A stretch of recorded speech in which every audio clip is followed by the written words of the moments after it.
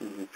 Gure ustetan, abertzaletasunak herri honetan lortu behar duena gero eta herritar gehiago proiektu amankomun batekin bat egitea. Gure ustetan hori da importanteena. Lortu behar dugu generazio berriek, herri honen herrigintzan, naziogintzan bat egitea. Eta izten zaigu beste guztia mugak sortzea dela, fronteak sortzea dela, eta horrek banaketarik besterik ez duela ekartzen.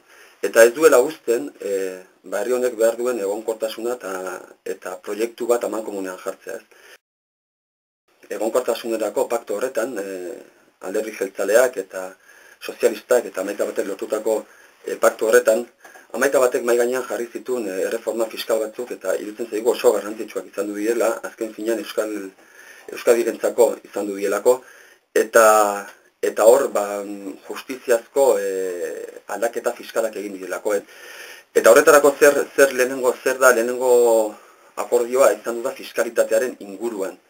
Guk 11 batetik behin eta berriro esan dugu momentu honetan fiskalitatea errebisatu behar zela, diru sarrera publikoak sendotu behar zirela, ezin zala momentu honetan aurrekontuak aurrera atera bere ikuspuntu soziala mantendu behar bali zituen diru sarrerak errebisatu gabe, eta hori mahai gainean jarrita gero lortu dugu. Eta horrela, fiskalitatea errebisatu da, eta gehiago altzuenak gehiago eskatu zaio. 11 batentzako parte hartzea oso importantea da. Benetan, azkeneko urteetan oso nabaria izaten ari da politika eta herritarren arteko banaketa, edo instituzioak eta herritarren arteko banaketa ez.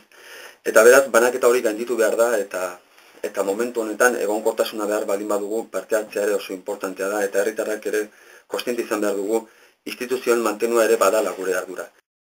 Gipuzkoan zaborrak kudeatzeko plana aztertu zanean, eduki zuen momentu oso importante bat 89 eta 2003 urte artean. Eta momentu horretan, adibidez, Oarsoaldeako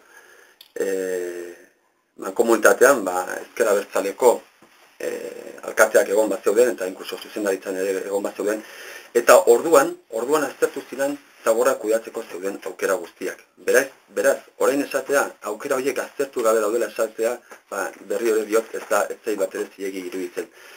Eta bestalde, atez ateko zabor bilketa eta errausgailua ez dira konparableak. Errausgailua bada azkenean zaborrak kudeatzeko dagoen aukeretako bat. Beste bat izan daiteke zabortokiena.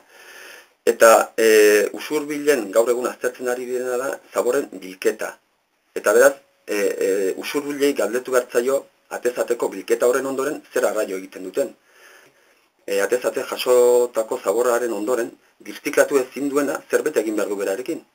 Eta edo zabortoki batetara bilatzen da, eta hori da aukeretariko batxarrena, edo beste zerbait egiten du berarekin. Eta hor, Gipuzkoak eztabaidatutako eta urte luzez eztabaidatuta gero, erabaki du errausgailua martxan jartzea. Alderdia guretzako oso importantea da, eta izan behar du tresna erabilgarri bat gizartearentzako.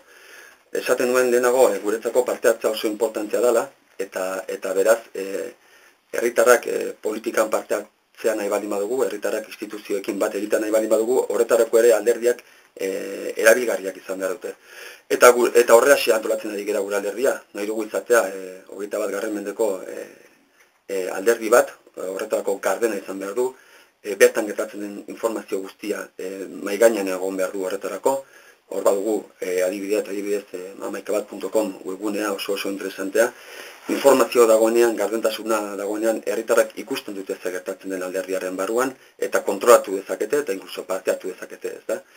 Eta horretaz gainera, gure ustetan betik gora erekitzen den alderdi bada, tokian tokiko ardurak egongo dira, subsidietate printzipia egongo da alderdiaren barruan, eta beraz oihartzunen zer gertatu behar duen oihartzunek erabakiko du, Gipuzkoan zer gertatu behar duen Gipuzkoarrak erabakiko dute, eta nazio mailako erabakiak nazio mailan hartuko dira, baina alderdi guztia eratuko da betik gora. eta nik uste horiek direla adierazgarririk importantenak. Gero ere badira beste bi primariak egoteko aukera gongo da, lista irekiak, eta gainera hor parte hartzeko ere ez bakarrik afiliatuak baizik eta beste bi figura berri ireki ditugu, lagunak eta kideak, eta era horretan alderdiarekin parte hartzeko hiru aukera ezberdinak egongo dira, bakoitzak nahi duenaren tamainaren arabera hartu ahal izango du parte, eta baita ere horrekin lortuko dugu hainbat jendek nahi duten herritarrak parte hartzea ere gure kandidatuen aukeraketan, bai barne karguetan eta baita ere kargo publikoetarako.